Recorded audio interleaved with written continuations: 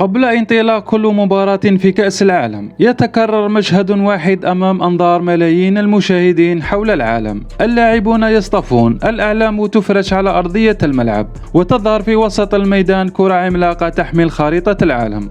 بالنسبة لمعظم الناس هذه مجرد مراسم خاصة بعزف النشيد الوطني قبل بداية المباراة، لكن بالنسبة للبعض فإن هذا المشهد يخفي مجموعة من الرموز التي تستحق التوقف عندها.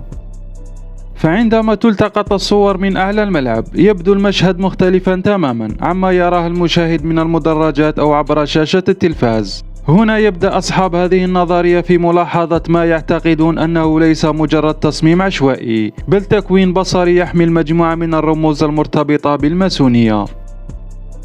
بحسب هذا التفسير فإن توزيع العناصر داخل الملعب يشكل ما يشبه العين العملاقة. الأعلام الموضوعة على جانبي الملعب تبدو وكأنها ترسم حدود العين، بينما تظهر الكرة العملاقة الموجودة في الوسط وكأنها بؤبؤ العين.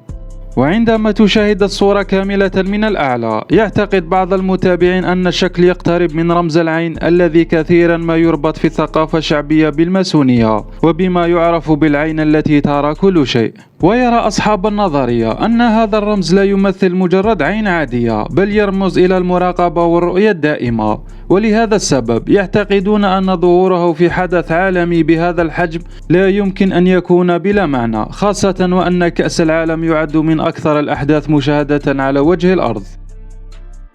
لكن النظرية لا تتوقف عند هذا الحد، ففي مركز هذا التكوين البصري تظهر كرة ضخمة تحمل خارطة العالم بأكمله. القارات والمحيطات مرسومة بوضوح وكأن العالم كله وضع في قلب المشهد. بالنسبة للبعض هذا أمر طبيعي لأن البطولة عالمية وتجمع شعوبا من مختلف القارات، لكن أصحاب هذا التفسير يرون أن وجود العالم في مركز العين يحمل دلالة مختلفة تماما. وعندما ينتقلون إلى تفاصيل الكرة بنفسها يلفت انتباههم الشكل السداسي المنتشر على سطحها. هذه السداسية تشبه إلى حد كبير خلايا النحل، وهنا يبدأ الربط مع أحد أكثر الرموز التي تذكر عند الحديث عن الماسونية، وهو رمز خلية النحل. فخلية النحل تعرف بأنها رمز للنظام والانضباط والعمل الجماعي، حيث يعمل جميع أفراد الخلية داخل منظومة واحدة مترابطة. ولهذا السبب يشير أصحاب النظرية إلى أن خلية النحل استخدمت كرمز في بعض التقاليد والرموز والكتابات الماسونية، باعتبارها تمثل المجتمع المنظم والعمل الجماعي والبناء المشترك. ومن هنا يبدأ أصحاب هذا الرأي في جمع عناصر الصورة معا: عين في الأعلى، عالم في الوسط، وخلية نحل تحيط به. وبالنسبة لهم فإن اجتماع هذه العناصر الثلاثة داخل مشهد واحد ليس أمرا عشوائيا، بل رسالة رمزية متكاملة.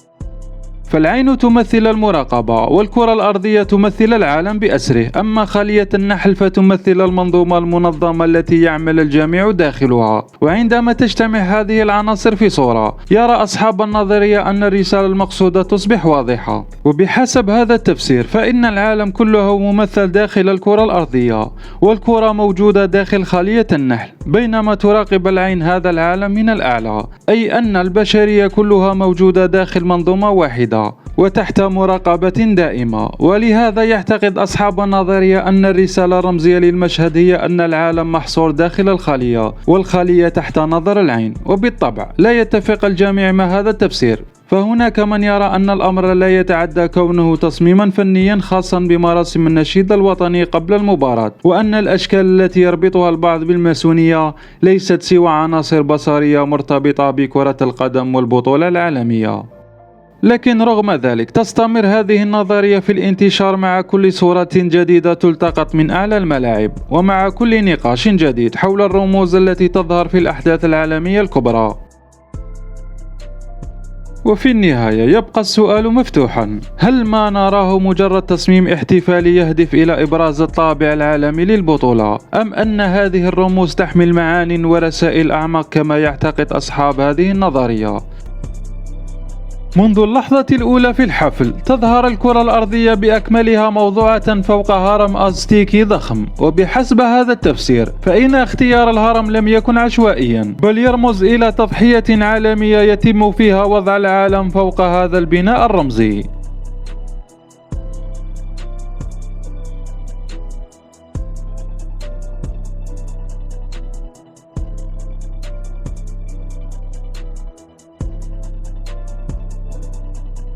وبعد ذلك تظهر المغنية بيليندا وهي تشكل مثلثا بيديها أمام عينيها، وبالنسبة للكثيرين لا يحتاج هذا الرمز إلى شرح طويل، فالعين داخل المثلث تعتبر من أكثر الرموز ارتباطا بالإليميناتي في الثقافة الشعبية.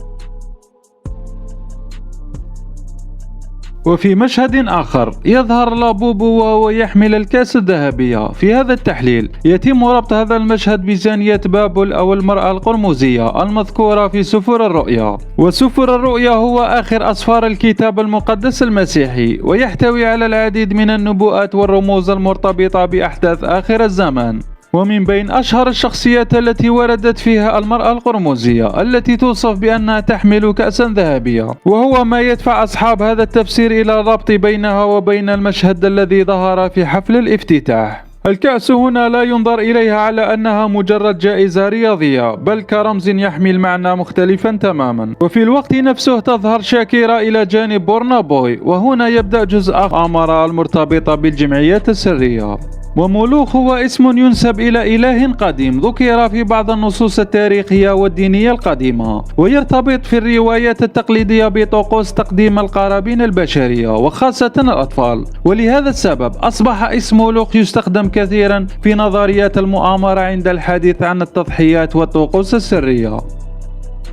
وعندما يتم ربط هذا المشهد بكليبات المغنية بيليندا السابقة التي تضمنت ظهور البافوميت وأرضية الثنائية، يعتقد أصحاب هذا التحليل أن جميع هذه العناصر تنتمي إلى الرسالة نفسها. أما البافوميت هو رمز يصور على شكل كائن برأس ماعز وجسم بشري، ويربطه الكثير بالجمعيات السرية والشيطانية والرموز الغامضة. لكن هناك رمزا آخر لا يتحدث عنه الكثيرون، الجميع يركز على المثلث والعين، أما كرة القدم نفسها فنادرا ما يلتفت إليها أحد. إذا دققنا في تصميم الكرة سنجد أنها تتكون من أشكال سداسية متكررة تشبه خلية النحل، ووفق هذا التفسير فإن خلية النحل تمثل أحد الرموز المرتبطة بالماسونية. ليس هذا فقط، فالعالم بأكمله يظهر محاصرا داخل الكرة، وهو ما يراه أصحاب هذه النظرية رمزا لعقلية القاطع والنظام العالمي الجديد.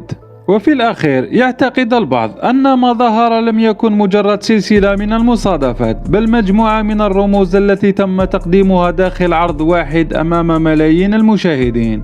وفي النهاية هذه أبرز الرموز والتفسيرات التي تم ربطها بحفل الافتتاح. هل كانت كل هذه المشاهد مجرد عناصر فنية عادية داخل عرض عالمي ضخم، أم أن ظهور هذه الرموز معا لم يكن مجرد صدفة؟ وفي الأخير إذا أعجبك هذا المقطع لا تنسى الاشتراك في القناة وتفعيل زر الجرس ليصلك المزيد من الفيديوهات، ولا تنسوا الصلاة على الرسول صلى الله عليه وسلم. سلام.